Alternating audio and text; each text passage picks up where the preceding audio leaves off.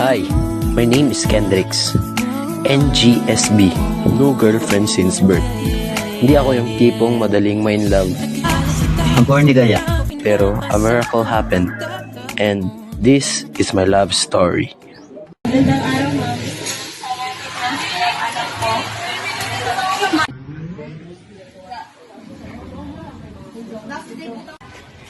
Hala, alas 7 na pala.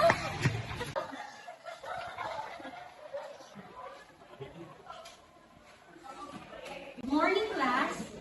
Good morning, ma'am. Let me introduce myself. I am Miss Leader, your advisor. Oh, there's many absence. Here is.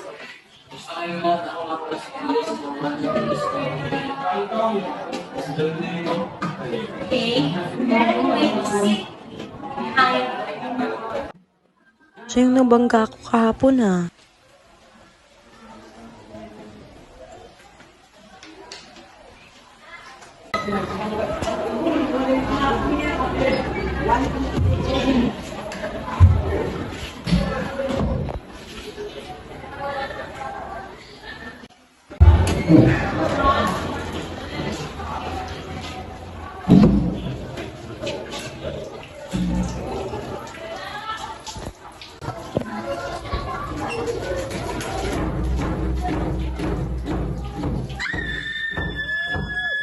Lang.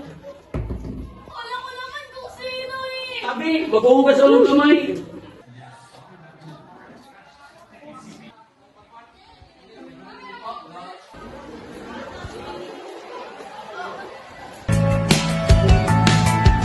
Unti-unting lalapit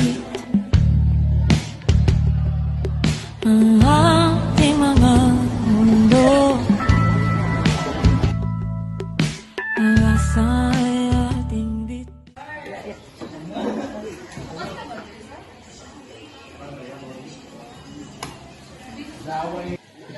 Uy, meron ka bang extra ballpen? Meron. Salamat. Uy, alam mo ba sa akin? Oh, bakit si Sai? Sabihin mo kanya mo, sasabihin ko kanya mo. Mamaya nga ako. Doon nakit sa sino ng mga.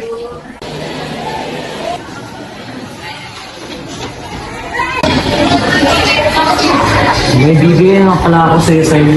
Ito lang. Yan lang nga pala, wait. Yan, buksan mo na lang kasi.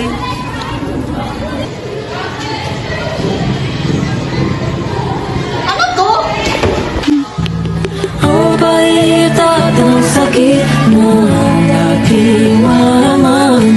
Ngayon ay hindi na mailaga. Oh my God, guys! Siya yung nag-confess sa akin. Ew, di ba loser yan? Yeah. Ang pangit naman.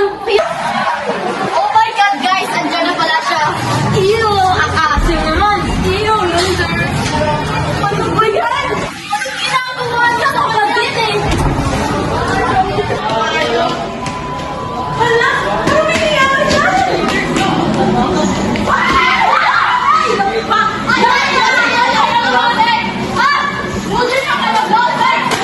Umalis nga kayo! Ay, hindi na ako naiinip sa inyo! Dahil sa pangyayaring pambubuli, dito nagsimula ang pagkakasundo ni Mika at Ken. Ay, Kendrix, mag-resist tayo! Sige, may kukunin mo lang ako sa imbag.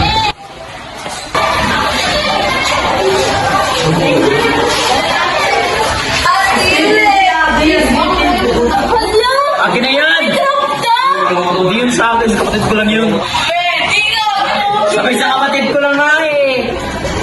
Sige, sabi mo eh!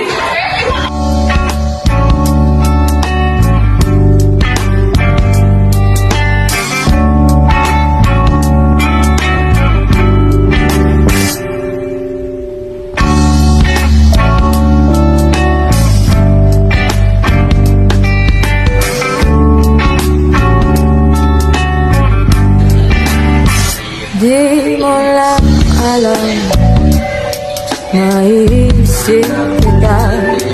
Baka sakali lang maisip mo ako. Di mo lang alam hanggang sa gabi inaasang makita kang muli. Natapos ang lahat sa di inaasahang panahon. At ngayon ako'y iyong iniwan. Luwang sulat.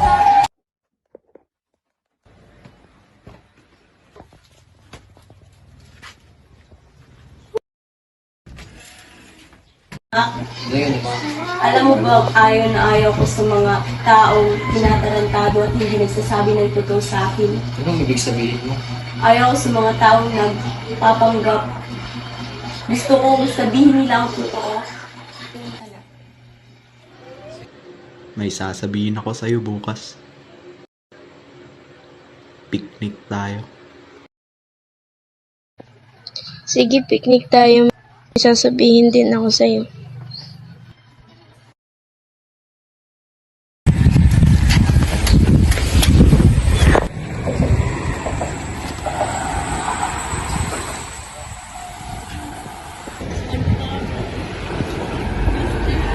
What if may nararamdaman siya sa akin at magko-confess na ngayon?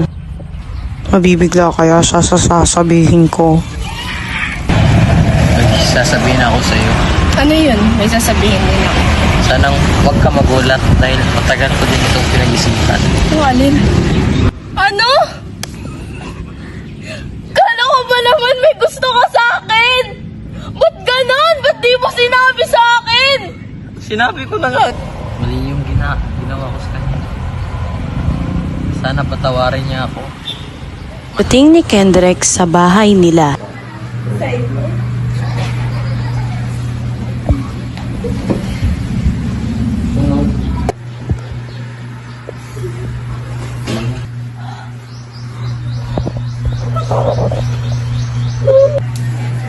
Ano yan?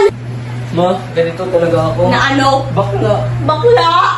Oo. Naiisip mo ba yung nararamdaman ko?